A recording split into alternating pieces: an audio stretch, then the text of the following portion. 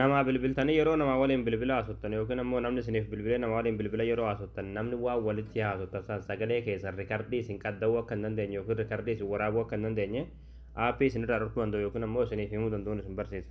Egaa daawwattoonni kiyya waan kana akka namni baay'een argee itti fayyadamu viidiyoo kan laayik sheer gochuun jalqabaan nafaa turan hordofa. Aappii kanaas gadi buufachuudhaaf as Google Chrome keessatti galtanii achi booda bakka sarchii kanatti tokko kilikni gootu achi booda bakka sarchii kanarratti michuu joobis jettanii barreessanii michuu joobis. Achi booda michuu joobis kajuu jalarra sanii baasara tura tokko kilikni gootu ammallee asirratti michuu joobis.com kajuu kana tura tokko kilikni gootu. Achi booda haala kanaan sitti fitaa asirratti ikoon sarchii kana tura tokko kilikni gootu bakka sarchii kanatti qubee maa barreessanii achi booda sarchii fuulduraan kilikii gootu sarchii gootutu. Achi booda mallee haala kanaan suuraa kana fitaa suuraa kana tura tokko kilikni gootu. Achi booda aappii gadi buufachuudhaaf sulul isaa gad deemtu ol utaamu deemtu manumaa. Achi booda dhumarratti kan namatti himan kan barraa aappii as tuqaa buufadhaa kajuu jalatti daawulood kajuu turtii daawuloodii san tuxxaniiti aappii kana bilbila keessatti kan buufattanii. Achi booda haala kanaan isin bana maasilatti laatis goo kajuu kana tura tokkoof kilikni gootu.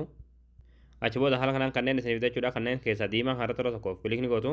Ammallee koonfoorm kana tura tokkoof kilikni gootu. Egaa aappii kana sirreeffatanii jechuudha. Amma booda yeroo namaa waliin bilbila haasoftan namni waa walitti haasoftan san sagalee keessan isin qaddoo yookiin rikardii isin waraabuu danda'u.